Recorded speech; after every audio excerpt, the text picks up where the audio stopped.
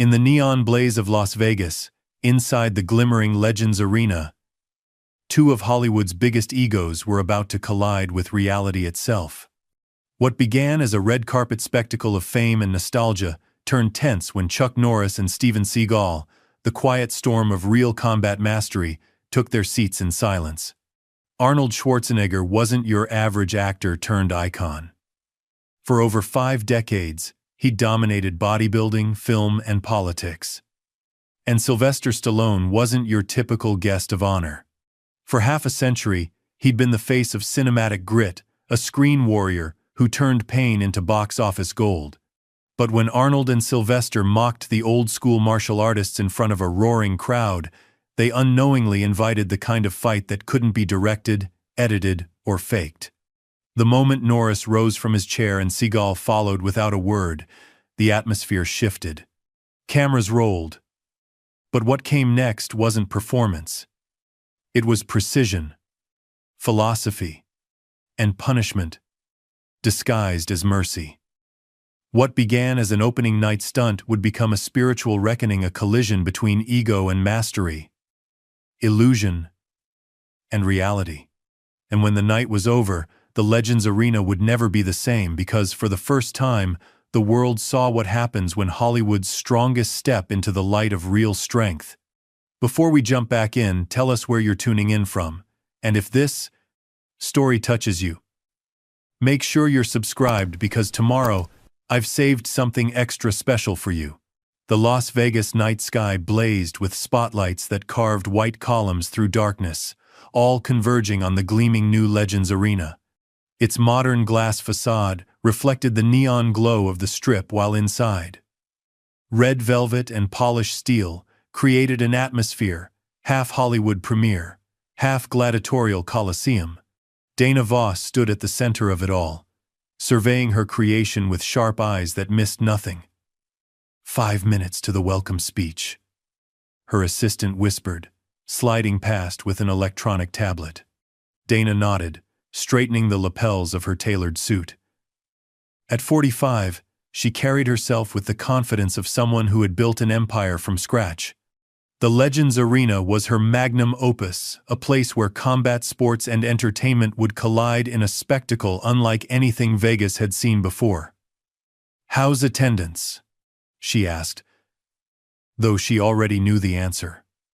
Every seat had been sold within hours of announcing tonight's star-studded opening.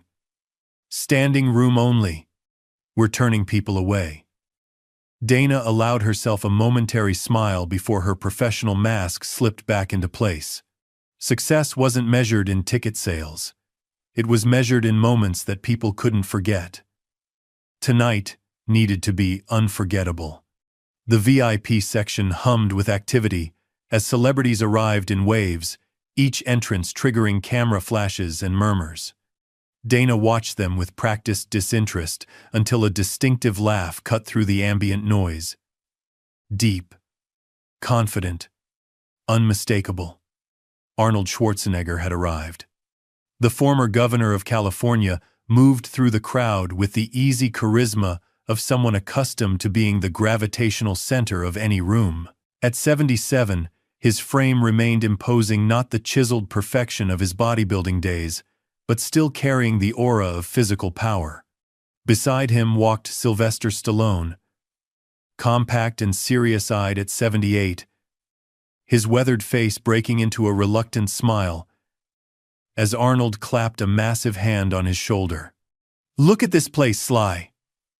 Arnold's voice boomed, his accent as thick and distinctive as ever. "Like the Roman Colosseum, but with better lighting, Ja?" Stallone nodded, his eyes tracking the architecture with the intensity of someone who notices details others miss. "Not bad," he admitted, which from him was high praise. Dana approached, extending her hand.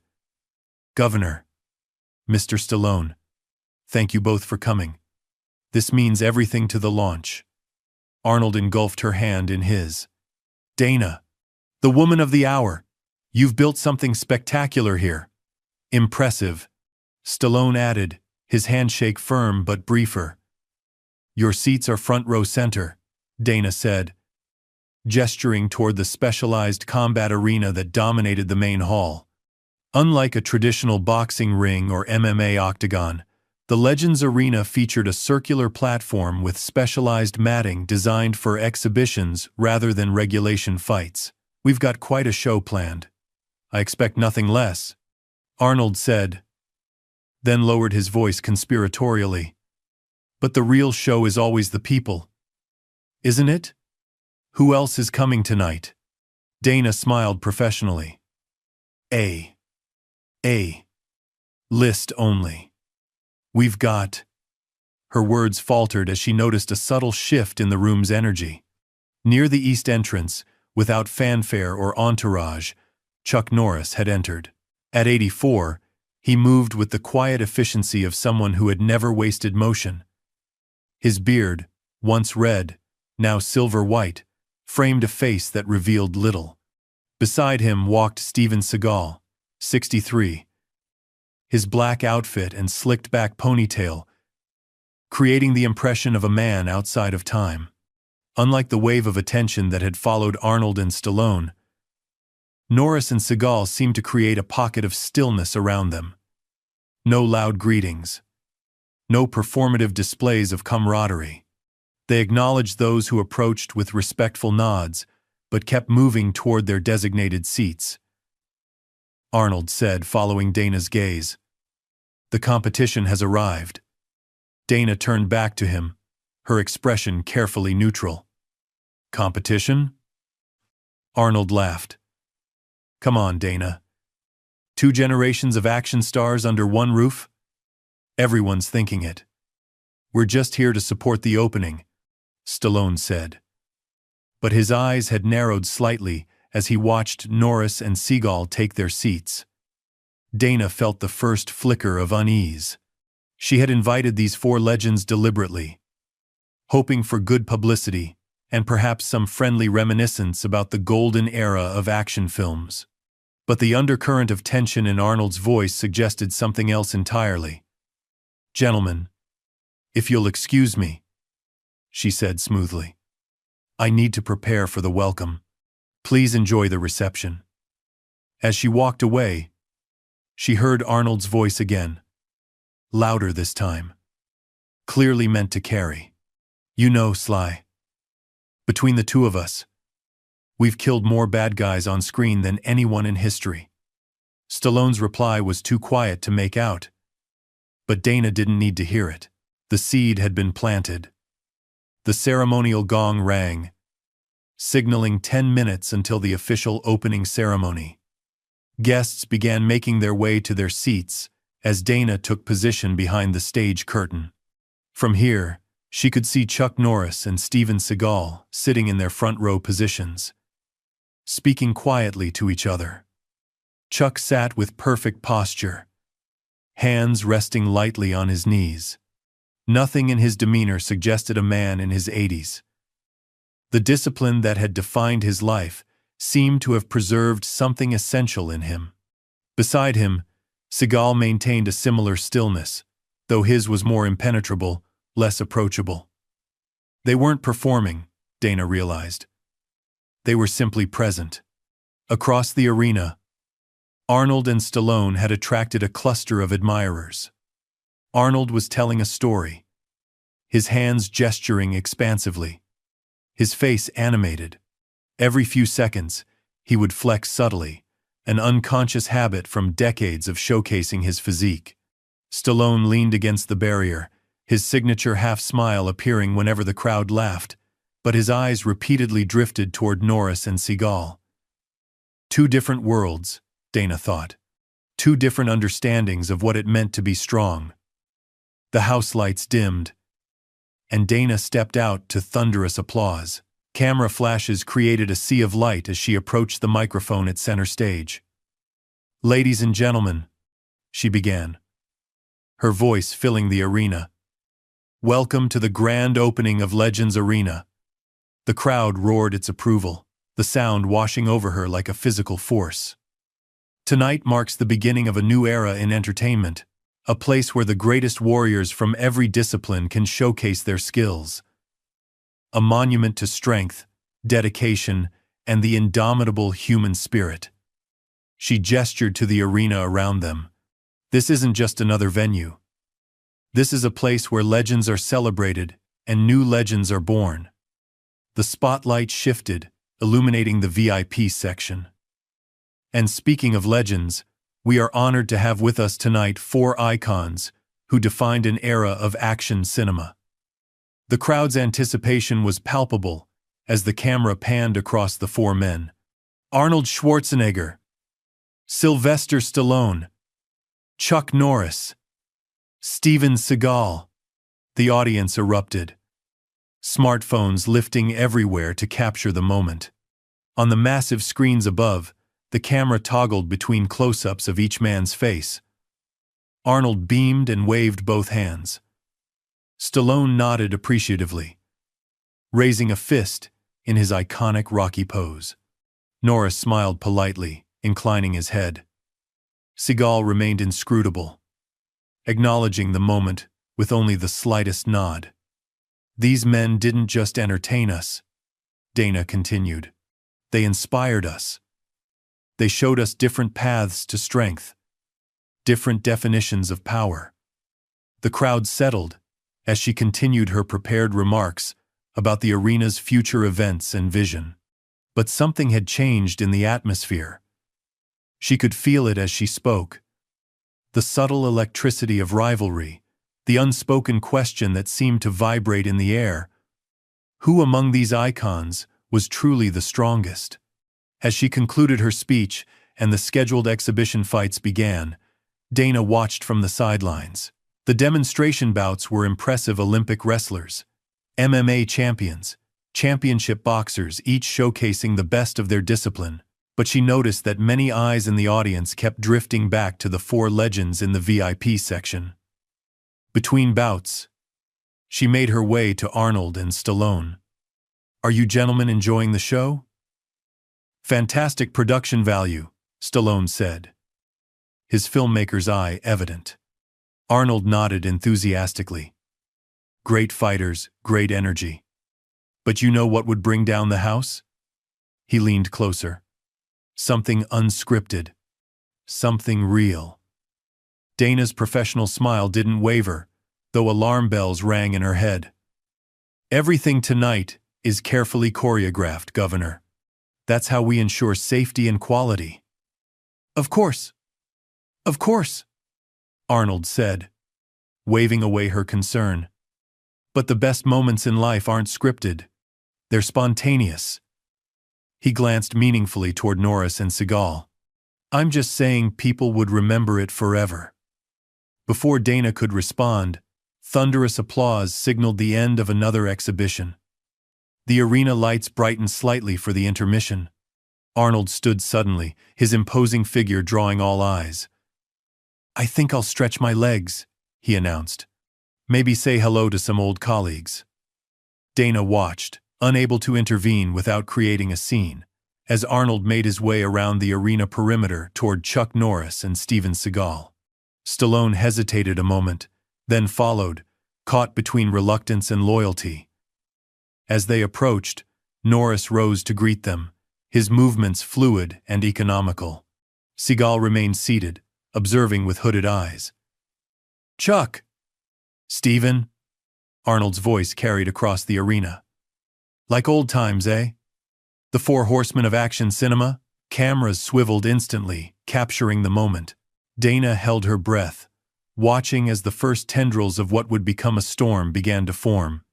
In the artificial light of the arena, surrounded by the murmur of thousands, 4 legends stood face to face, 2 buoyed by charisma and showmanship, 2 grounded in silent discipline. The collision was minutes away. The intermission music faded, replaced by the ambient hum of conversation. Near the front row, 4 action icons stood in a loose circle, their meeting drawing smartphone cameras like moths to flame. Dana Voss moved quickly through the crowd, smiling professionally at guests while her mind calculated damage control scenarios. "You both look good," Arnold was saying as she approached, his voice pitched to carry. Still training, Chuck? Steven? Chuck Norris nodded, a slight smile softening his weathered features. Every day. Never stopped. Discipline is a way of life, not a temporary state, Seagal added, his first words of the evening carrying a weight that silenced nearby conversations. Same here, Arnold said, patting his substantial chest. Different, but same. The body is a temple. Ja? Stallone stood slightly apart, hands in pockets, watching the interaction with guarded eyes. Dana recognized his expression. The calculating gaze of someone scripting dialogue in real time, assessing the scene's potential before committing. Your exhibition fights are impressive, Norris said to Dana, courteous but direct. Real skill on display. Thank you, she replied. We wanted authenticity above all else. These are genuine masters of their disciplines. Authentic, yes, Arnold interjected. But also safe? Contained? His smile widened as heads turned throughout the nearby sections, conversations quieting as people sensed something unfolding. Sometimes I wonder what audiences would pay to see something truly unexpected. Dana stepped forward. Governor? But Arnold was already in motion, years of commanding rooms guiding him naturally to the nearest microphone stand. A technician, mistaking him for a planned speaker, activated it with a nod. The sound system crackled to life, and Arnold's voice boomed across the arena. Ladies and gentlemen, what a night, huh? The crowd roared in response, the energy shifting instantly. Arnold Schwarzenegger wasn't just a star, he was a force of nature, capable of bending rooms to his will through sheer charisma. I was just having an interesting conversation with my good friends here. He gestured expansively towards Stallone, Norris, and Seagal. And I had a thought. A crazy, spontaneous thought. Dana moved toward the sound booth, signaling frantically. But it was too late. The audience was already leaning forward in their seats, thousands of faces alight with anticipation. We have here two different generations of action heroes. Yes? Two different approaches. Arnold's grin widened. On one side, Sly and me, we built our careers on being larger than life. The muscles, the explosions, the one-liners. Ja? He flexed dramatically, drawing appreciative laughs. And on the other side, we have Chuck Norris and Steven Seagal, real martial artists who brought their skills to the screen. The crowd noise swelled as understanding dawned. Stallone had moved to Arnold's side, his expression unreadable. Norris and Seagal remained where they stood, watching with calm intensity. So, I'm thinking, what if we give these good people something special? A once-in-a-lifetime exhibition? Arnold's voice dropped theatrically. Hollywood versus reality. Movie stars versus true fighters. Just a friendly demonstration, of course. The arena erupted. Phones lifted everywhere, social media feeds flooding with real-time updates. Chants began in scattered sections. Do it! Do it! Quickly spreading until they merged into a deafening roar. Dana reached the sound technician, who reluctantly cut Arnold's microphone at her insistence. But the damage was done. The arena had transformed from organized showcase to chaotic energy, all centered on the four legends now spotlighted on the main screens. Are you insane? She hissed, reaching Arnold's side. This isn't what we planned. You can't just... I just did, Arnold replied, his smile never wavering. And look, they love it. Indeed, the crowd had worked itself into a frenzy. The chanting continued, punctuated by stomping feet and thunderous applause. The scheduled exhibition fighters stood awkwardly at the edges, forgotten in the face of this unexpected development. Stallone leaned in, his voice low enough that only Dana and Arnold could hear. "This is going too far. We're not fighters, Arnie." "Speak for yourself," Arnold countered. "I've been training for 50 years. Besides, it's just an exhibition, not a real fight. For entertainment." Dana turned desperately to Norris and Seagal, hoping for a voice of reason, but the expression on Chuck's face gave her pause. There was no anger there. No indignation at Arnold's presumption. Only a calm assessment, as if he were facing a puzzle that required solution rather than an insult that demanded response. "Mr. Norris," she began, "please understand this isn't sanctioned or prepared. We can't possibly—" "It's all right, Miss Voss," Chuck said quietly, his voice carrying an authority that silenced her immediately. "Some lessons can only be learned through experience." The cryptic response sent a chill through Dana. She turned to Seagal, whose impassive expression revealed nothing. "This is a mistake," she insisted. Seagal shrugged slightly. "Perhaps, but not ours to make or prevent." Dana's security team had formed a perimeter, unsure how to proceed. The scheduled program had effectively collapsed. The crowd's attention was fixed solely on the developing drama. Dana's phone buzzed continuously as executives and investors demanded updates. Arnold, ever the showman, had recovered another microphone. "What do you say, Chuck?" "Steven? Just a friendly exhibition. 4 legends, giving the fans something to remember. No egos, no winners or losers, just a demonstration of different styles." The arena fell silent as all eyes turned to Norris. At 84, his posture remained perfect, his movements deliberate as he stepped forward. When he finally spoke, his voice was measured but carried effortlessly. "Fighting for entertainment isn't fighting at all, it's performance." He paused, eyes moving from Arnold to the audience and back. "But sometimes, performance reveals truth. Telling and preparing this story took us a lot of time, so if you are enjoying it, subscribe to our channel. It means a lot to us." Now, back to the story. The crowd erupted again, interpreting his words as acceptance. Seagal moved to Chuck's side, his expression still unreadable but his presence solid, immovable. Stallone gripped Arnold's arm. "Think about what you're doing," he murmured. "These aren't actors. They're the real thing."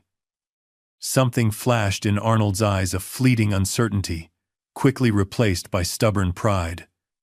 "So are we, Sly. We've trained with the best. We've done our own stunts. We've pushed our bodies beyond what anyone thought possible." "For cameras," Stallone insisted. "With choreography and safety teams and second takes." But Arnold had already turned back to the crowd, arms raised in triumph. "Tomorrow night," he announced. "Right here. A special exhibition match, Schwarzenegger and Stallone versus Norris and Seagal." Dana closed her eyes briefly, years of careful planning collapsing around her. When she opened them again, she found Chuck Norris watching her with something like compassion. "I'm sorry," she said quietly. "This isn't what I intended." "Few battles ever are," he replied. Then turned to leave, Seagal following silently in his wake. As the news rippled through the arena and out into the waiting world, Dana felt the weight of inevitability settle over her. Social media exploded, news crews abandoned their scheduled stories, and ticket scalpers began charging 10 times face value for the following night. What had begun as a sophisticated arena opening had morphed into a circus, but one that would break every attendance record in Vegas history. Arnold worked the crowd masterfully, his booming laugh and expansive gestures transforming the impending exhibition into the most anticipated event of the year. But as Dana watched Stallone's troubled expression and the quiet departure of Norris and Seagal, she recognized the brewing storm. This wasn't just about entertainment anymore. It had become something far more primal, a collision of philosophies, a test of authenticity. The question wasn't whether the exhibition would proceed. That momentum was now unstoppable. The question was, what would remain when the dust settled? In the arena's back corridors, away from cameras and chanting crowds, Stallone caught up to Norris and Seagal. "Chuck!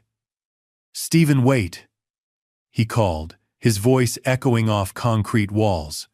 They stopped, turning with synchronized precision that spoke of thousands of hours of training. "This isn't my idea," Stallone said, hands spread. "You know Arnold. Once he gets something in his head." "We know," Chuck replied simply. Stallone ran a hand through his hair, frustration evident. "Look, we can find a way to control this. Make it safe. Choreographed. No one needs to get embarrassed." Steven Seagal's eyes narrowed slightly. "Is that what concerns you, Sylvester? Embarrassment?" The blunt question hung in the air. Stallone, master of the underdog narrative, suddenly found himself speechless. Chuck placed a hand on his shoulder. "Pride goes before destruction, Sly. Not my words." Proverbs 16:18. His eyes were kind but unflinching. "Question is, whose pride are we talking about?" He squeezed once, then released, continuing down the corridor with Seagal. Stallone watched them go, the uneasy feeling in his stomach growing. For the first time since Arnold had grabbed that microphone, Stallone confronted the truth he'd been avoiding. They had made a terrible mistake. As Dana attempted to restructure the remainder of the evening's program, her phone chimed with a news alert. She glanced down and froze. The headline already blared across every major outlet: "Showdown in Vegas. Action icons Khalid, Schwarzenegger, and Stallone challenged Norris and Seagal." Beneath it, a sub-headline completed her dismay. "Hollywood legends claim movie training equals real fighting skills." The gauntlet hadn't just been thrown. It had been broadcast to the entire world. Morning light spilled through the curtains of Dana Voss's office, illuminating floating dust motes and the chaos of scattered papers across her desk. She hadn't left the arena all night. The previous evening's impromptu challenge had unleashed a tsunami of logistics, legal concerns, and media requests that demanded immediate attention. Her office door burst open as Ryan, her head of security, entered without knocking. "Ticket system crashed," he announced, dropping into the chair opposite her desk. "Too much volume. We're switching to a lottery system, or this place will collapse tomorrow night." Dana nodded wearily. "What about waivers? Insurance? Legal says we need all 4 participants to sign expanded forms, basically absolving us if they kill each other." He ran a hand over his close-cropped hair. "Which, by the way, is a real possibility." "They won't kill each other," Dana murmured, though uncertainty threaded through her voice. "It's an exhibition, for show." Ryan's skeptical expression said everything. "You saw Norris and Seagal last night. That wasn't for show energy." "Has anyone heard from them this morning?" "Nothing from Chuck or Stephen. Schwarzenegger's people have called 6 times. He wants pyrotechnics for his entrance." Dana closed her eyes, massaging her temples. "Of course he does." The phone on her desk rang the private line. She snatched it up. "Dana Voss. Miss Voss. This is Howard Klein, Mr. Stallone's personal assistant. Mr. Stallone would like to speak with you privately this morning, if possible." A flicker of hope. Perhaps Stallone would be the voice of reason, call off this circus before it went any further. "Tell him I'll meet him wherever is convenient." 30 minutes later, Dana sat in a private dining room at the Bellagio, waiting as Sylvester Stallone meticulously added sweetener to his coffee. The actor looked tired, the lines in his face deeper than they had appeared the night before. "Thank you for meeting me," he said finally. "Of course. I'm hoping we can find a way to diffuse this situation." Stallone stirred his coffee slowly, weighing his words. Arnold's not going to back down. You know that, right? He's many things, but never a quitter. Even when quitting is the sensible option? A thin smile crossed Stallone's face. Especially then. Dana leaned forward. Mr. Stallone. Sly. This exhibition is a powder keg. Chuck Norris and Steven Seagal aren't performers pretending to be fighters. They're legitimate martial artists who happen to become actors. There's a world of difference. You think I don't know that? Stallone's voice had an edge now. I've worked with real fighters all my life. I know the difference between movie fighting and the real thing. Then why go through with this? Stallone looked away, his gaze settling on the Las Vegas skyline, visible through the window. You ever stand at the edge of a cliff, knowing you shouldn't jump, but feeling pulled toward the edge anyway? Dana waited, sensing there was more. Arnold and I, he continued, we've spent our lives being larger than life, creating these icons, these impossible versions of strength. He sipped his coffee. After a while, the line blurs. You start believing your own myth. And this exhibition will, what, clarify that line? Stallone's smile was sad now. At my age, clarity comes at a premium. He straightened, shoulders squaring. I'm not here to cancel. I'm here to ask for ground rules, parameters that keep this from becoming a bloodbath. Dana's heart sank. She had hoped for an ally in dismantling the event, not in structuring it. What did you have in mind? 3 rounds. 2 minutes each. Light contact only. No strikes to the head for those of us over 70. He delivered the last line with self-deprecating humor that didn't reach his eyes.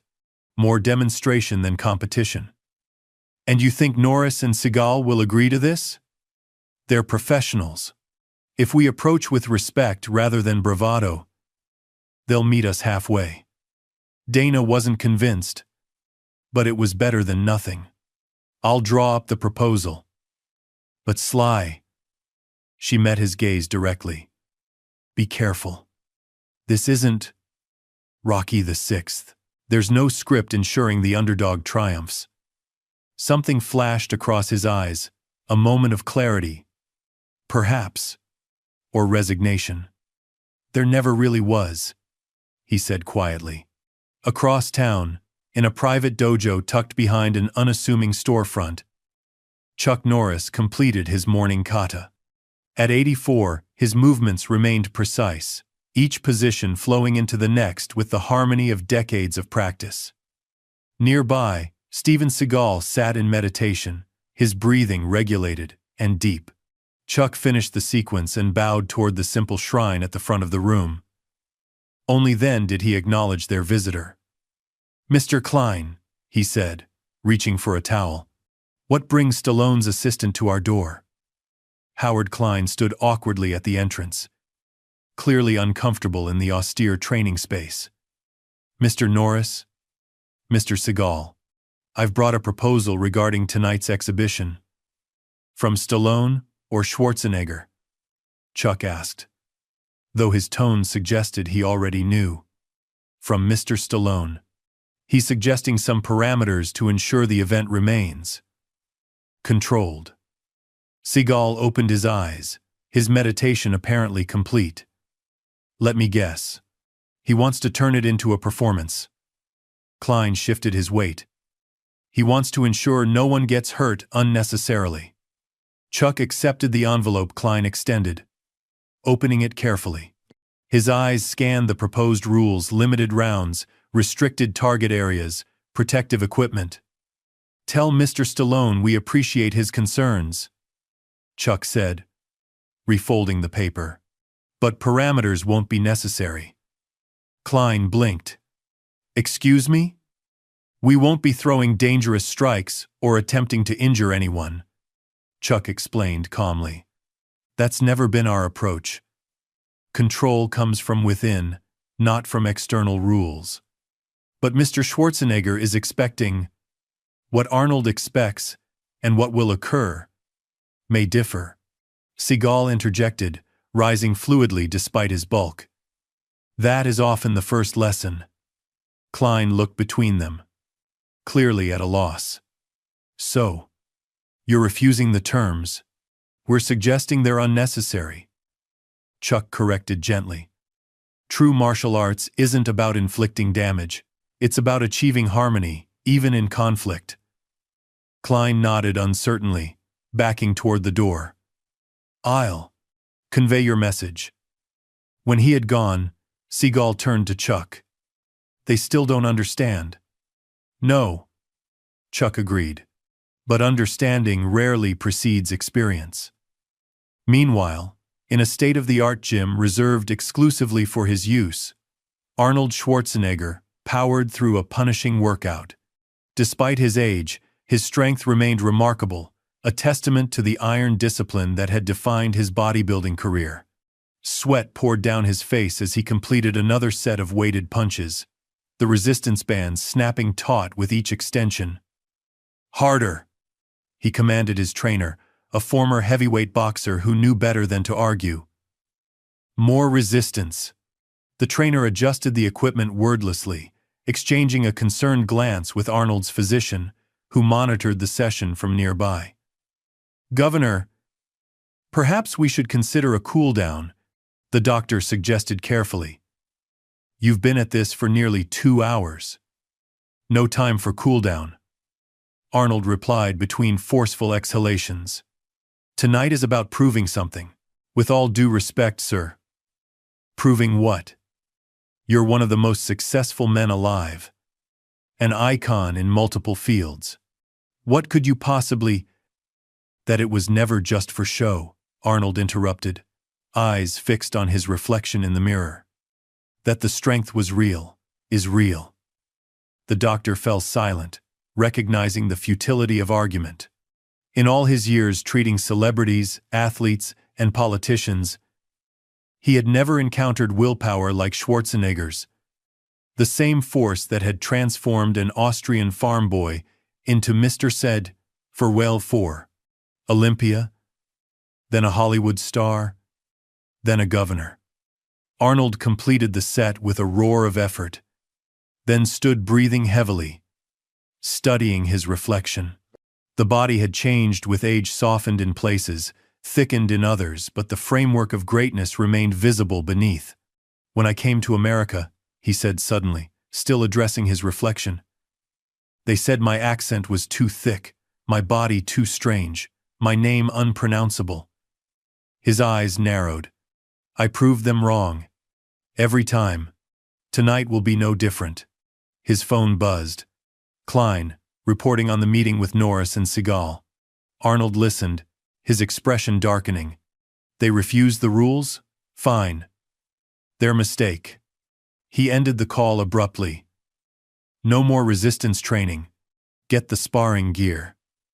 His trainer exchanged another worried glance with the doctor. Sir, full contact sparring might not be advisable at this stage. Did I ask for advice? Arnold's voice had the edge that had made directors, political opponents, and business competitors tremble. Sparring gear. Now. As preparations intensified throughout the day, Dana found herself at the eye of a media hurricane.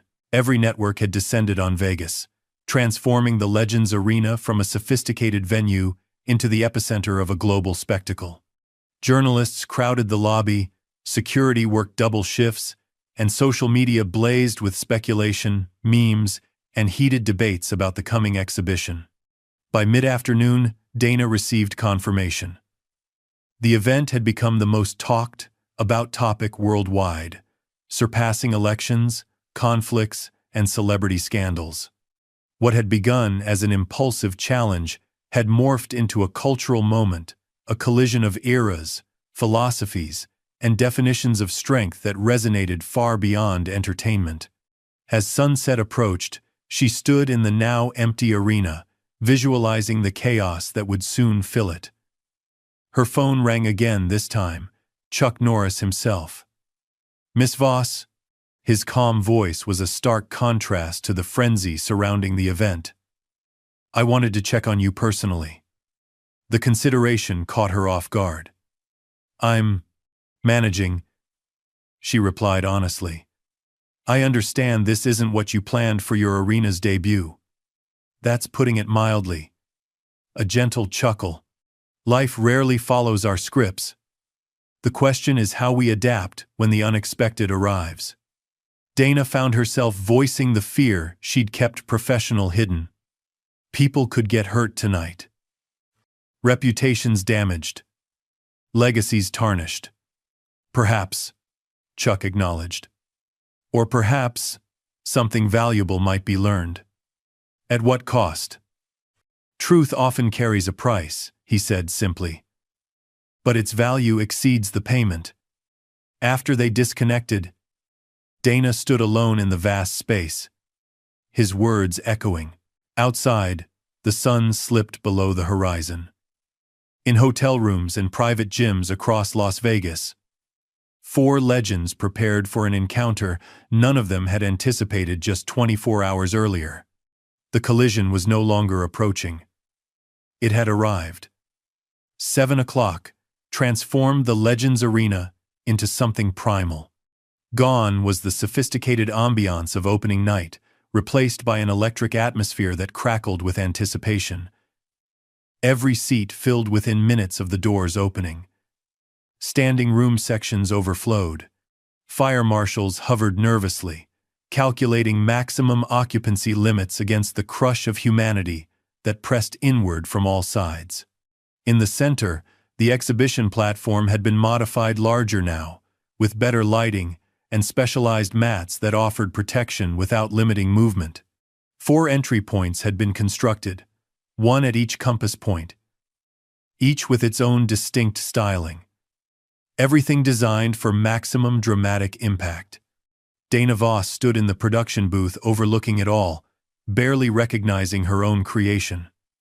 What had been conceived as an elegant showcase of martial disciplines had morphed into a modern gladiatorial spectacle.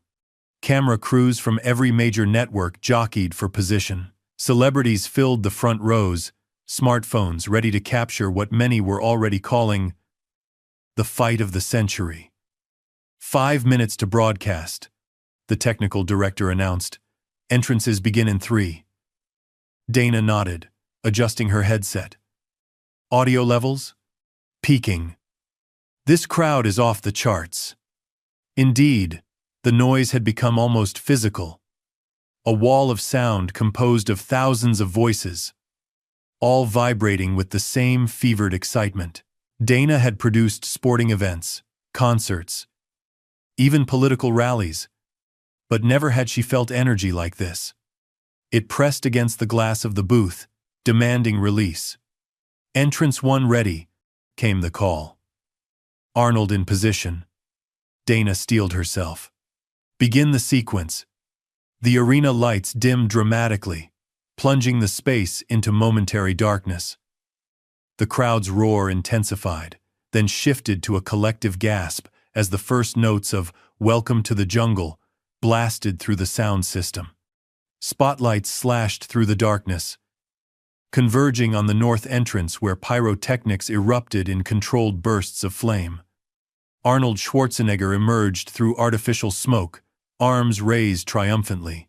At 77, dressed in a form-fitting athletic shirt that emphasized his still impressive physique, he commanded attention through sheer force of presence. The crowd exploded, chanting his name as he marched toward the platform with the confident stride that had carried him through countless action sequences. "Entrance 2 ready," the comm crackled. Stallone in position. The music shifted the unmistakable opening notes of Eye of the Tiger. The eastern entrance illuminated as Sylvester Stallone appeared, more subdued than his counterpart but no less magnetic. Where Arnold played to the crowd, Stallone seemed focused inward. His expression, one of contained intensity, as he approached the platform. The 2 actors met at center stage, clasping hands in a show of solidarity that triggered another wave of cheers. Arnold leaned in, saying something that made Stallone nod grimly. "Entrances 3 and 4 ready," the technical director announced. "Norris and Seagal, in position." Dana hesitated, suddenly aware of the contrast about to unfold. "Proceed." The music and pyrotechnics vanished abruptly. Silence descended, broken only by the confused murmur of the crowd. Then, without fanfare or announcement, the southern entrance quietly illuminated. Chuck Norris walked forward, dressed in a simple black G, with a red headband, an understated homage to his Walker Texas Ranger days. No musical accompaniment, no special effects. Just the measured stride of a man who had spent a lifetime perfecting the art of controlled movement. From the western entrance, Steven Seagal appeared simultaneously, his traditional Aikido hakama flowing with each step.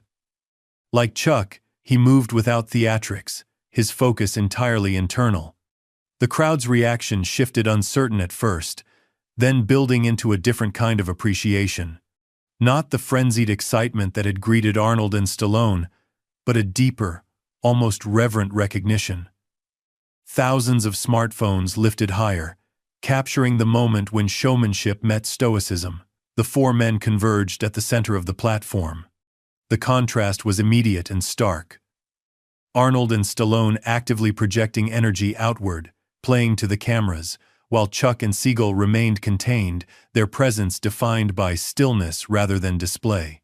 "Ladies and gentlemen," the announcer's voice boomed across the arena, "welcome to the most unprecedented exhibition in combat sports history." The crowd roared its approval as the four icons stood face to face, the overhead cameras capturing every nuance of their confrontation for the massive screens above.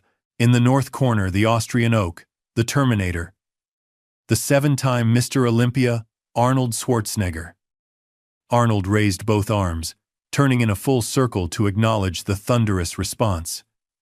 And his partner, the Italian Stallion, the writer and star of the Rocky and Rambo franchises, Sylvester Stallone. Stallone pumped a fist skyward, his face set in the determined expression that had become his trademark across 50 years of cinema. In the south corner, 8-time world karate champion, founder of the Chun Kuk Do martial arts system, and star of Walker Texas Ranger, Chuck Norris.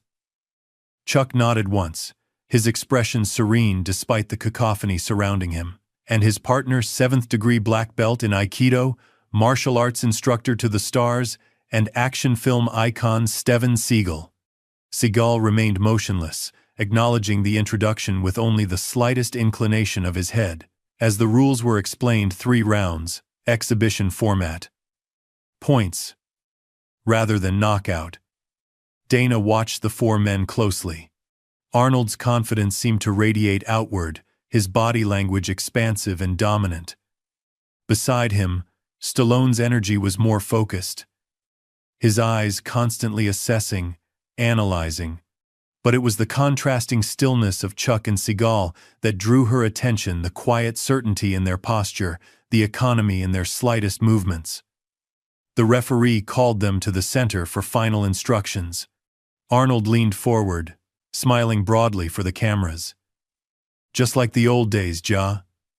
Predator versus Delta Force." Chuck's smile was polite, but reserved. "Movies aren't reality, Arnold. Neither is the dojo," Arnold countered. "No script tonight, my friend." "There's never been a script," Seagal said quietly. His first public words of the evening. "That's the point." The referee separated them, signaling for the exhibition to begin. The crowd hushed momentarily, collectively holding its breath as the four legends took their positions. Arnold and Stallone conferred briefly, then adopted fighting stances that any movie fan would recognize: dramatic, camera-ready poses designed to showcase physicality. Across from them, Chuck and Seagal settled into traditional postures, Chuck's hands raised in the distinctive guard position of his personal chun-cook-do system. Seagal's open palms extended in Aikido's receiving position. The contrast could not have been more pronounced. The bell rang. Arnold moved first, advancing with the confident swagger that had defined his on-screen persona. He launched a series of exaggerated punches, powerful but telegraphed, designed to look impressive rather than connect efficiently. Chuck didn't counterattack.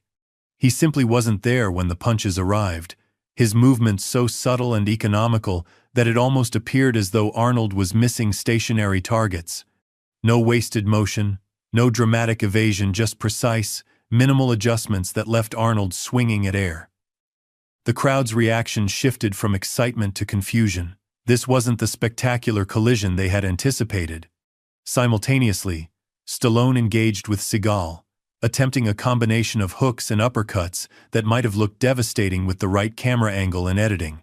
Seagal responded with Aikido's fundamental principle, blending with the attack rather than opposing it directly. He moved with Stallone's energy, redirecting rather than blocking, guiding rather than stopping. The result was surreal to watch Stallone throwing textbook cinematic punches, while Seagal seemed to flow around them like water around stone. "What's happening?" Dana heard a nearby spectator ask. "They're not even fighting back." Arnold, frustration building visibly, increased his pace. His movements grew less controlled, more desperate to make contact. Chuck continued to evade with minimal effort, never countering, never attacking, simply demonstrating the difference between performance and practice. The pattern continued for nearly a minute. Arnold and Stallone attacking with increasing intensity, Chuck and Seagal neutralizing every move without apparent effort. The crowd's confusion deepened, some beginning to boo at the lack of dramatic engagement, others watching in dawning appreciation of the lesson unfolding before them. Arnold, breathing heavily now, stepped back in frustration. "Is this what you call fighting?" he called loudly enough for the front rows to hear. "Running away?" Chuck's expression remained calm. "Conservation of energy is the first principle, Governor. Why expend force when none is required?" The response triggered scattered laughter, further agitating Arnold. He lunged forward again, this time with a haymaker that carried the full weight of his considerable frame. A blow that, had it connected, might have ended the exhibition then and there. Chuck sidestepped with such precision that Arnold's momentum carried him forward, off balance and vulnerable. For the first time, Chuck initiated contact, not a strike, but a gentle redirection that used Arnold's own force against him. The former governor staggered, nearly falling before catching himself against the ropes. The crowd gasped. Across the platform, Seagal had adopted a similar approach with Stallone, absorbing and redirecting each attack with fluid ease. Stallone, more observant than his partner, had already begun adapting his movements, growing more cautious, more measured, as understanding dawned in his eyes. The first round ended with a bell that seemed to startle everyone. Arnold returned to his corner, face flushed with exertion and something that looked like confusion. Stallone joined him, brow furrowed in concentration. "They're making fools of us," Arnold muttered, loud enough for nearby cameras to pick up. "No," Stallone replied thoughtfully. "They're teaching us." Across the platform, Chuck and Seagal stood in quiet conversation, neither winded nor concerned. Their stillness contrasted sharply with Arnold's agitated pacing and Stallone's intense focus. Dana leaned closer to her monitor, watching the shift in the arena's energy. What had begun as spectacle was transforming into something unexpected. A live demonstration of the difference between appearance and essence, between performing strength and embodying it. The bell for round 2 rang. This time, Stallone stepped forward first, his approach noticeably changed.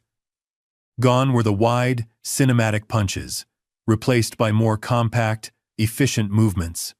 He had spent decades working with professional boxers for his Rocky films, and that genuine knowledge now surfaced as he engaged Seagal with greater respect and awareness. Seagal nodded slightly, acknowledging the adjustment. Their exchange became more fluid, more authentic, still an exhibition, but now infused with mutual recognition. When Seagal executed an Aikido technique that gently turned Stallone's force against him, the actor rolled with it skillfully, regaining his stance with newfound humility in his expression. Arnold, however, took a different lesson from the first round. His attacks against Chuck became more aggressive, more determined, as if he could overcome technique with sheer force of will. He unleashed a barrage of powerful strikes, each delivered with the full conviction of a man accustomed to bending the world to his vision. Chuck's response remained consistent: minimum force, maximum efficiency. He didn't block Arnold's attacks. He simply ensured they encountered nothing substantial. Like trying to punch a shadow, Arnold found himself growing increasingly exhausted, while his opponent remained fresh and centered. Halfway through the round, frustration overcame strategy. Arnold lunged forward with a roar, attempting to grapple Chuck directly. It was the first moment of genuine combat intent, crossing the line from exhibition to confrontation. Chuck's response was immediate but measured. As Arnold charged, Chuck executed a simple technique, redirecting Arnold's considerable momentum and allowing physics to complete what technique began. The former governor found himself suddenly airborne, then flat on his back on the mat, the impact driving the air from his lungs in an audible whoosh that the microphones captured perfectly. The arena fell silent. Chuck stood over Arnold, not in triumph but in readiness, prepared to offer assistance if accepted. For a long moment, Arnold remained down, stunned more by the effortlessness of his defeat than by the fall itself. When he finally spoke, his voice carried a tremor unfamiliar to those who knew him. "How? How did you do that?" Chuck extended a hand. 50 years of practice. Not 50 years of pretending. The words, delivered without malice, but with unflinching honesty, echoed across the hushed arena. Arnold hesitated, then accepted the offered hand, allowing Chuck to help him to his feet. Something shifted in that moment, not just in Arnold, but in the atmosphere of the entire event. The exhibition had transcended entertainment and become education. Thousands watched, phones forgotten in their hands, as ego confronted skill and found itself wanting. The remainder of the second round unfolded with a different energy. Stallone continued his more technical engagement with Seagal, each exchange revealing the actor's genuine respect for martial arts beneath his Hollywood persona. Arnold, still shaken, approached Chuck with newfound caution, his movements more controlled, if not more effective. By the final round, the exhibition had transformed entirely. What began as a spectacle had become a seminar for men at different points on the spectrum between performance and practice, between appearing strong and being strong. Arnold, his legendary confidence visibly diminished, now asked questions between exchanges. "Why does this work? How do you generate power without telegraphing?" His curiosity overcoming his pride. Chuck answered patiently, demonstrating principles rather than techniques, foundations rather than flourishes. Stallone and Seagal had established a similar dynamic, the actors' lifelong fascination with martial arts, finding expression in their increasingly collaborative demonstration. When Seagal executed a complex wrist lock that could have been painful, Stallone tapped in acknowledgement, then asked for the movement to be shown again, slower. As the final bell approached, Dana realized she was witnessing something unprecedented, not the circus she had feared, but a public reconciliation between appearance and reality, between showmanship and substance. The last minute unfolded as a genuine exhibition rather than a contest, all four men now working together to demonstrate different approaches to movement, power, and control. The crowd, initially disappointed by the lack of spectacular conflict, had grown attentive, then appreciative, then actively engaged in the unfolding lesson. When the final bell rang, there was no winner to announce, no victory to proclaim. Instead, all four men met at center ring, the traditional bow of respect between martial artists replacing the raised arms of a champion. Arnold spoke first, his voice carrying clearly through the arena's sound system. "I have learned something tonight. Something important." The crowd hushed, camera flashes intensifying. "All my life, I have believed in being the strongest, the biggest, the most powerful." He placed a hand on Chuck's shoulder. "Tonight I discovered that true strength isn't about size or shows of force. It's about control, efficiency, and humility." The admission, unexpected and genuine, triggered a wave of applause that built slowly, then swelled to fill the entire arena. Not the frenzied cheering of bloodsport, but the deeper appreciation of witnessing authentic growth. Stallone nodded in agreement. "In my films, I've always tried to show that heart matters more than muscle. Tonight I was reminded that wisdom matters more than technique." "Thank you, Stephen. Thank you, Chuck." The four men raised their hands together, the gesture erasing the divisions of competition and replacing them with mutual respect. The crowd rose in standing ovation not for victory or defeat, but for the rarer spectacle of pride yielding to wisdom. As they exited the platform, Dana watched from her booth. Her initial fears, replaced by a growing recognition. What could have been a disaster had instead become the most valuable kind of entertainment, the kind that leaves its audience not just amused, but enlightened. The Legends Arena had delivered on its promise after all, though not in the way anyone had anticipated. It had showcased true legends, not in their capacity to dominate, but in their willingness to grow. Even at 77, even at 84, the most important battles weren't fought against others, they were fought against oneself. The post-exhibition reception buzzed with an energy unlike anything Dana had experienced in 20 years of entertainment production. Instead of the typical after-party atmosphere, loud music, flowing champagne, performative camaraderie, the penthouse suite had assumed the atmosphere of an intimate seminar. Industry titans, celebrities, and athletes gathered in small clusters, their conversations hushed and focused. At the center of it all stood Chuck Norris and Seagal, surrounded by a rapt audience as they elaborated on principles demonstrated during the exhibition. Gone was the spectacle. In its place, a genuine exchange of knowledge. "Notice the position of the feet," Chuck was explaining, demonstrating a subtle weight shift that hardly seemed to move his body, yet completely changed his balance point. "Power doesn't begin in the arms, or even the torso. It starts from the ground up." The group watching included championship fighters, Hollywood stunt coordinators, and several young actors known for their action roles. All listening, with the focused attention of students, rather than the polite interest of celebrities. Seagal, typically reticent in public gatherings, had found his element as well. "Most fighting systems begin by teaching how to attack," he said to his own cluster of attentive listeners. "Aikido begins by teaching how to harmonize. Only when you understand harmony can you truly understand conflict."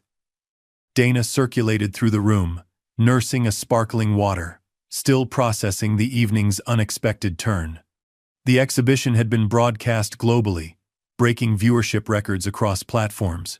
But the metrics that normally define success, audience size, social media engagement, revenue generation, seemed hollow measures of what had actually transpired. Quite a night. She turned to find Sylvester Stallone beside her. His expression thoughtful as he surveyed the room. The actor had changed into casual evening wear, but something more significant had altered in his demeanor.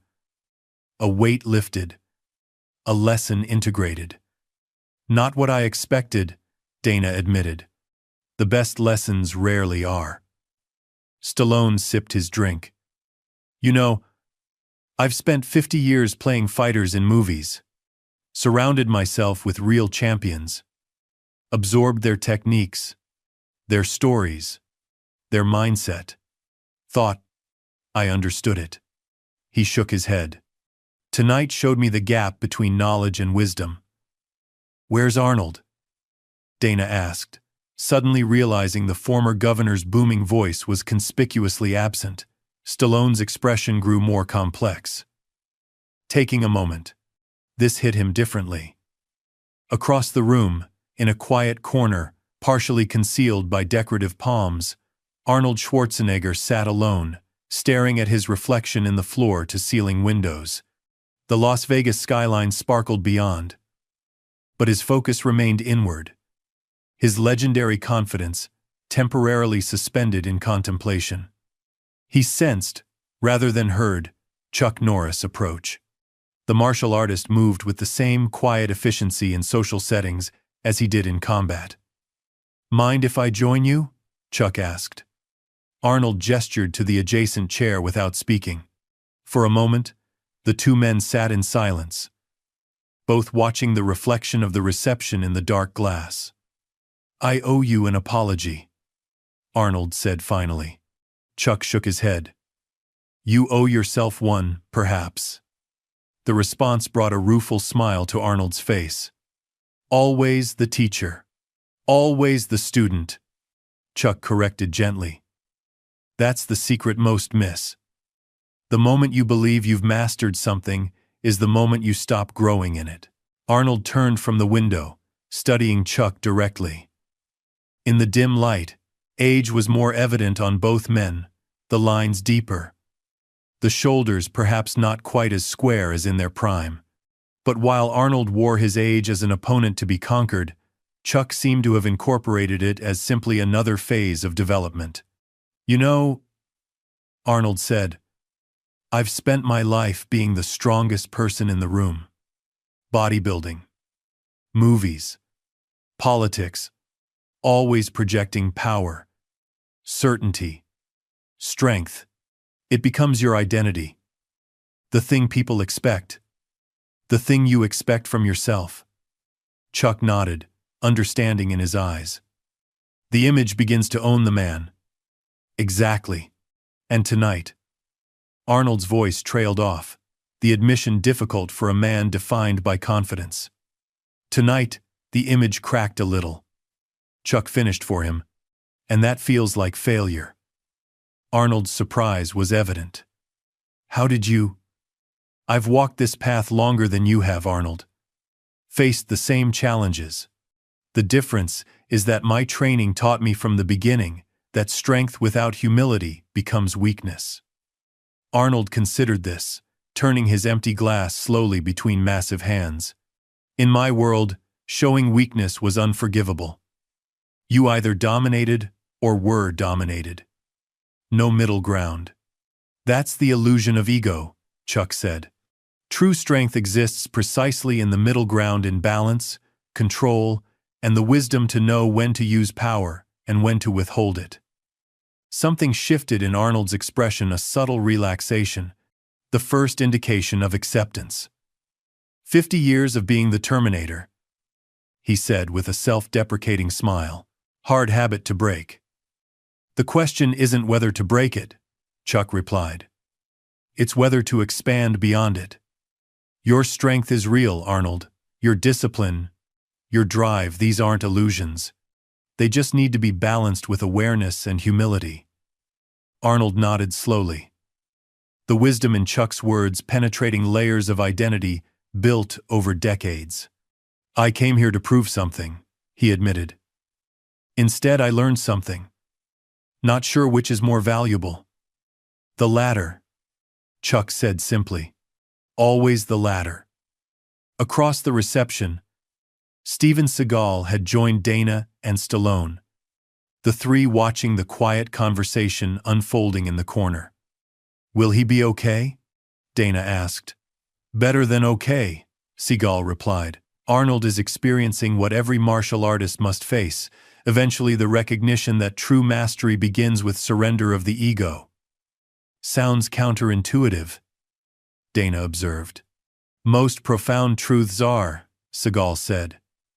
The strongest tree in the storm isn't the one that stands rigid. It's the one that knows how to bend. Stallone nodded in agreement, his filmmaker's eye capturing the tableau across the room.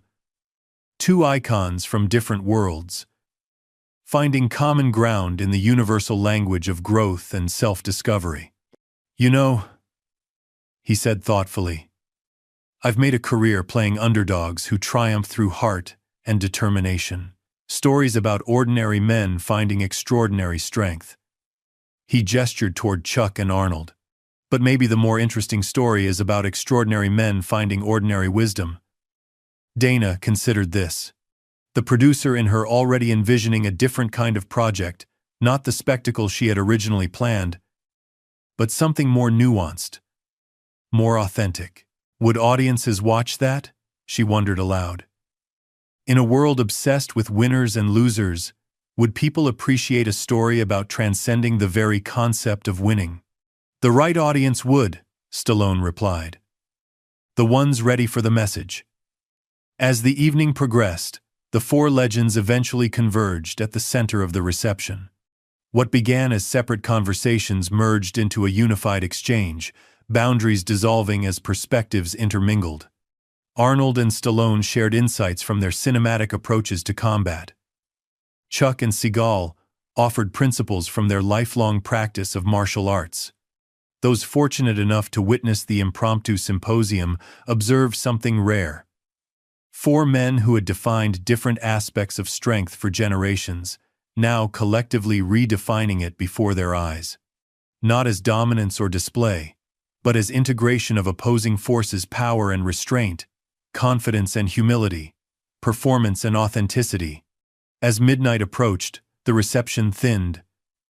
Guests departing with thoughtful expressions, rather than the exhilarated exhaustion typical of entertainment events. Dana found herself alone on the penthouse balcony. The cool desert air. A welcome relief after hours of intensity. Miss Voss. She turned to find all four legends approaching. A unity in their movement that hadn't existed 24 hours earlier. Gentlemen, she acknowledged. I hope the evening met your expectations. Exceeded them, Chuck replied. Transformed them, Arnold amended, earning appreciative nods from the others. We've been talking, Stallone said, about the future of your arena. Dana raised an eyebrow. Curiosity piqued. Oh? What happened tonight wasn't just an exhibition, Seagal explained. It was a demonstration of principles that transcend entertainment principles, about authentic strength, about the relationship between appearance and essence. Principles worth sharing, Chuck added. Arnold stepped forward, his characteristic confidence now tempered with newfound humility. We're proposing a series, not competitions education. Each of us bringing our unique perspective. Movie fighting versus real martial arts. Showmanship versus substance. Not as opposition, but as complement. A dialogue across disciplines, Stallone elaborated. Something that honors both the spectacle of entertainment and the wisdom of tradition. Dana considered the proposition, her mind racing with possibilities. The Legends Arena had been conceived as a venue for display, for performance, for the external manifestation of strength. What they were suggesting represented a fundamental shift toward meaning, toward depth, toward the internal foundation upon which all true strength was built. It would be a risk, she said finally. Different from anything on the market. The greatest victories come from the greatest risks, Chuck replied. Another principle worth teaching. As the four men awaited her response, Dana gazed out at the Las Vegas skyline, a city built on illusion, suddenly hosting a discussion about authenticity. The irony wasn't lost on her. Tomorrow, she decided. Let's meet tomorrow and map out the framework. Tonight was just the beginning. The four legends nodded in synchrony, satisfaction evident in their expressions. As they turned to leave, Arnold paused, looking back at Dana with newfound clarity in his eyes. You know, he said, I came here believing strength was about imposing my will. I'm leaving understanding it's about transcending it. He smiled, not the camera-ready grin of his Hollywood years, but something more genuine. That's a plot twist even I didn't see coming. As they departed, Dana remained on the balcony, watching the lights of Las Vegas blur into a tapestry of color and possibility. The Legends Arena would indeed become a showcase of strength, but not the kind that roared for attention or demanded applause. Rather, the quiet strength that changed lives through example rather than exhibition. The strength that knew when to stand firm and when to yield. The strength that recognized learning as a lifelong process rather than a destination reached. The true strength of legends. Morning light spilled across the practice floor of the private dojo Chuck Norris had rented for the week. The space was deliberately austere, polished wood floors, plain white walls, and a small shrine at the front where a single candle burned. No logos, no sponsors, no distractions. Just space for movement and reflection. Chuck moved through his morning kata with the same precision he had demonstrated for 60 years. At 84, each position flowed into the next with harmonious continuity. Not the explosive power of youth, but something deeper, distilled through decades of consistent practice. Nearby, Steven Seagal sat in meditation, his breathing regulated and imperceptible. Though outwardly motionless, his awareness encompassed the entire room, a skill honed through years of Aikido training that taught presence as the foundation of all technique. The dojo door slid open. Arnold Schwarzenegger and Sylvester Stallone entered, dressed in simple workout clothes rather than the branded athletic wear they typically favored. They moved with a different quality than they had displayed 48 hours earlier, more mindful, less performative. As if the previous night's exhibition had initiated a recalibration of their relationship with their own bodies. Chuck completed his kata, bowing respectfully toward the shrine, before turning to acknowledge the newcomers. Right on time, he said with quiet approval. We said 7 o'clock, Arnold replied. In my life, discipline starts with punctuality. Chuck nodded, recognizing the truth in this statement. Despite their different paths, certain fundamentals united all four men, discipline chief among them. Before we begin, Stallone said, I wanted to thank you both. Last night could have gone very differently.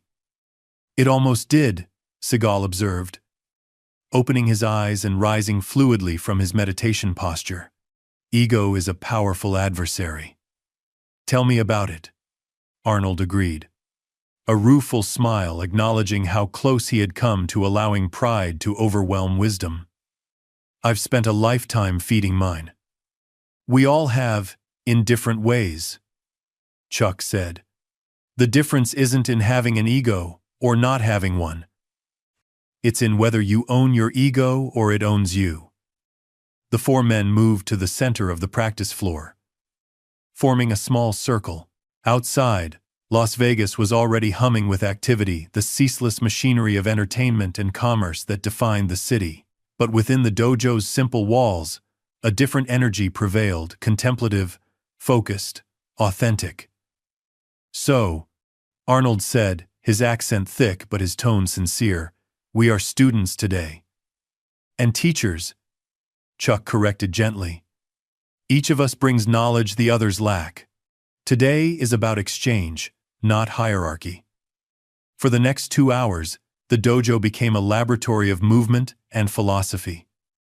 Chuck and Seagal demonstrated fundamental principles from their respective disciplines. Chuck's emphasis on efficient striking derived from his karate background, Seagal's focus on blending and redirecting central to Aikido.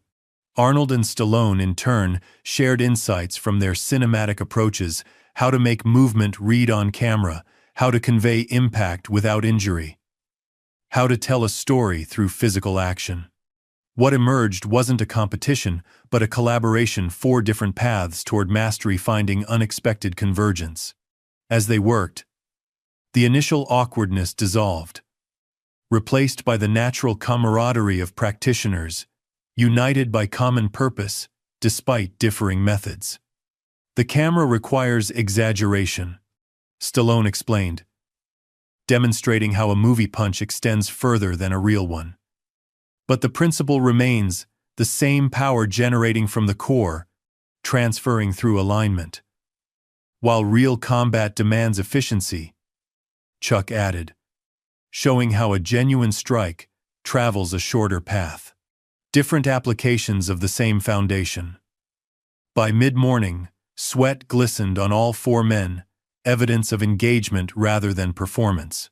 When they finally paused, seating themselves on the dojo floor, there was a palpable sense of barriers dissolved.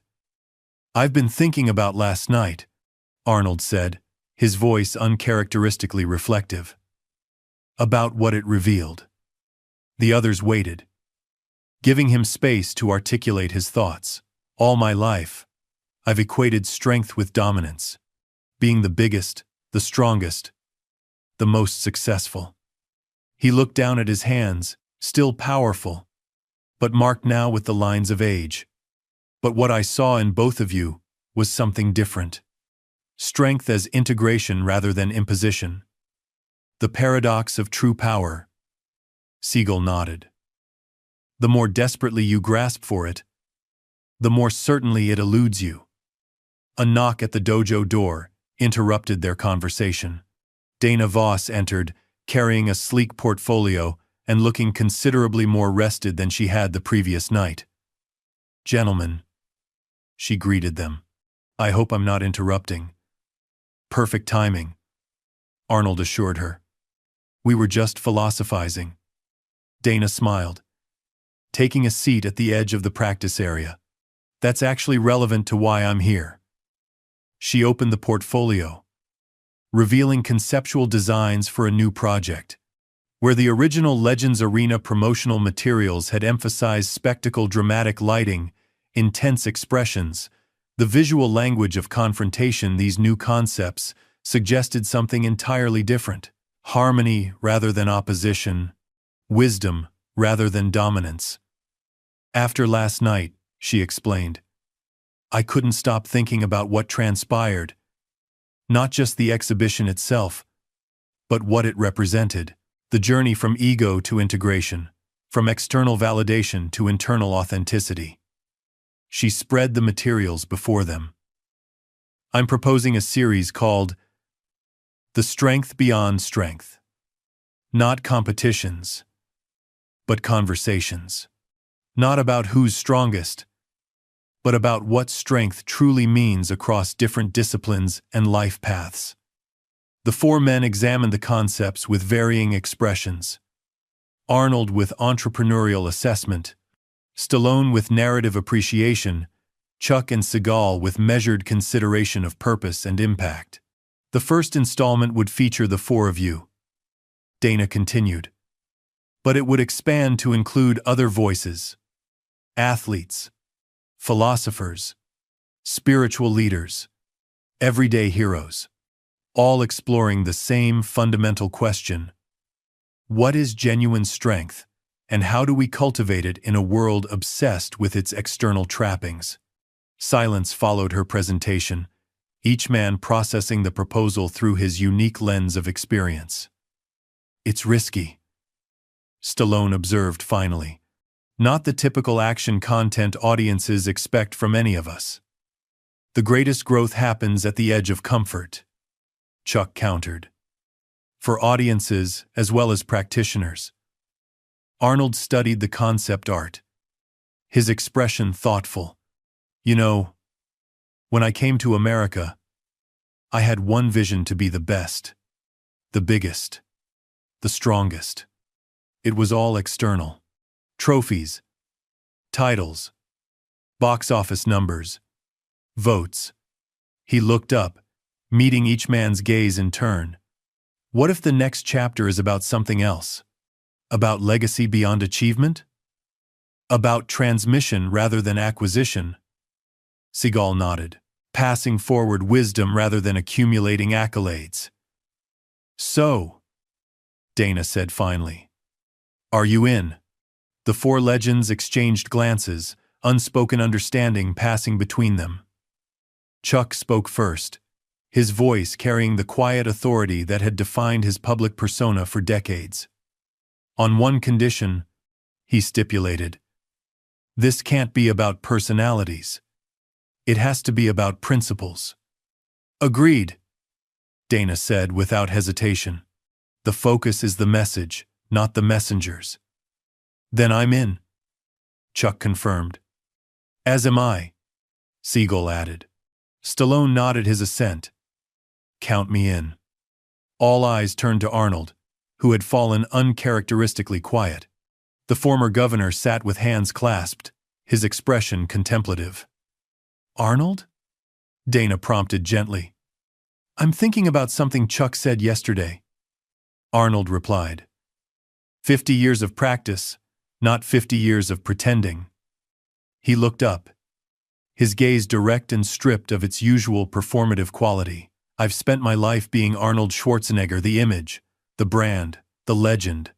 Maybe it's time to discover who I really am beneath all that. The vulnerability in his admission created a momentary stillness in the room. 4 men and 1 woman, connected not by the usual currencies of Hollywood, but by the rarer commodity of authentic presence. That, Chuck said quietly, is where true strength begins. The afternoon sun filtered through the dojo's high windows, casting gentle light across the practice floor. As they finalized details for the new project, the conversation flowed with unexpected ease across formerly rigid boundaries. Arnold's entrepreneurial vision complemented Stallone's storytelling instincts.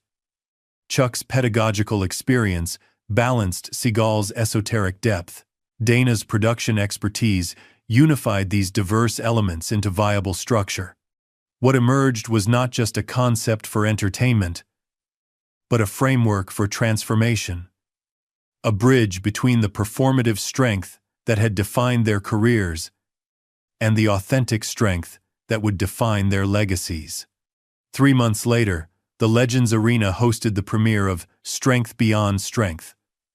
Not a competition, not a documentary, but a filmed symposium.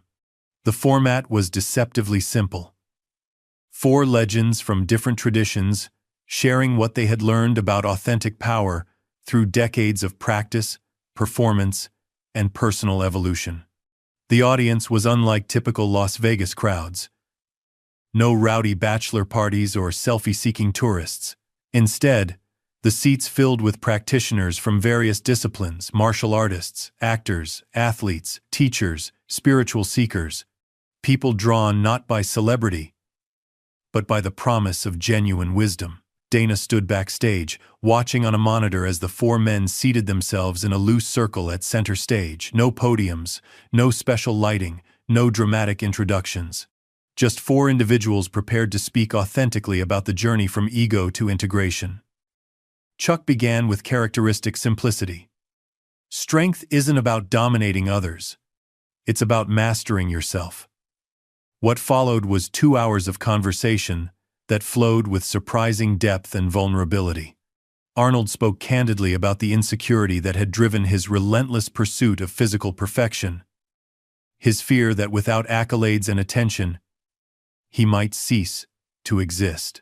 Stallone reflected on how his most famous characters, Rocky and Rambo, represented different aspects of his own struggle with feeling underestimated and overlooked. Chuck shared how his early martial arts training had been motivated by fear rather than wisdom, the desire to never be vulnerable, to always be the most dangerous person in the room, and how that motivation had transformed through spiritual practice into something more balanced and compassionate. Seagal spoke of the paradox at the heart of Aikido, that true strength came not from resistance but from yielding, not from asserting the self, but from transcending it. The audience listened in rapt attention, witnessing not a performance but a revelation. Four men who had defined strength for generations, now redefining it before their eyes. When questions came, they weren't about movie stunts or championship fights. They addressed fundamental human concerns. How do you build confidence without feeding ego?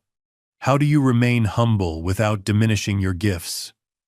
How do you age with grace in a culture obsessed with youth and physical prowess? The answers revealed not gurus with perfect wisdom, but fellow travelers on the path, men who had achieved extraordinary external success while still wrestling with the same internal challenges common to all humanity. As the evening concluded, Dana watched from the wings, aware that she was witnessing something rare in entertainment, not escapism, but engagement with life's deepest questions, not distraction from reality, but immersion in it. The four legends rose together, acknowledging the standing ovation not with the practiced wave of celebrities, but with the simple bow of students who recognize that the journey never ends. The learning never ceases. Backstage, as they gathered their belongings and prepared to depart, a moment of quiet acknowledgement passed between them. No grand speeches, no dramatic declarations, just the silent recognition of a circle completed. What had begun as a challenge rooted in ego had transformed into a collaboration founded on mutual respect. "Well," Arnold said finally, "that was not what I expected 3 months ago." "Life rarely is," Chuck replied with a slight smile. "The question," Seagal added, "is whether we fight the unexpected or flow with it. And whether we learn from it," Stallone concluded. As they parted ways, each returning to his respective world, his respective path, something essential remained connected. Not friendship in the conventional sense, but a deeper recognition of shared humanity beneath surface differences. Dana remained behind, surveying the now empty arena. What had been conceived as a temple to spectacle had revealed itself as something more profound. A space where authentic dialogue could flourish, where wisdom could be transmitted, where strength could be redefined. In the quiet aftermath, she realized that the most valuable transformations often happened not in moments of glory or triumph, but in the silence that followed, when the noise of ego subsided and the quiet voice of truth could finally be heard. The true strength of legends wasn't in their capacity to dominate, but in their willingness to evolve, to move beyond the personas that had defined them, to embrace the wisdom that transcended them, and to share that journey with others still finding their way. In the end, it wasn't about who was strongest. It was about understanding what strength really meant. And in that understanding, all became stronger. Up next, we have 2 more incredible stories that are waiting for you. Just click the image you want to watch, and it will take you there. If you enjoyed this video, make sure to subscribe. It would mean a lot.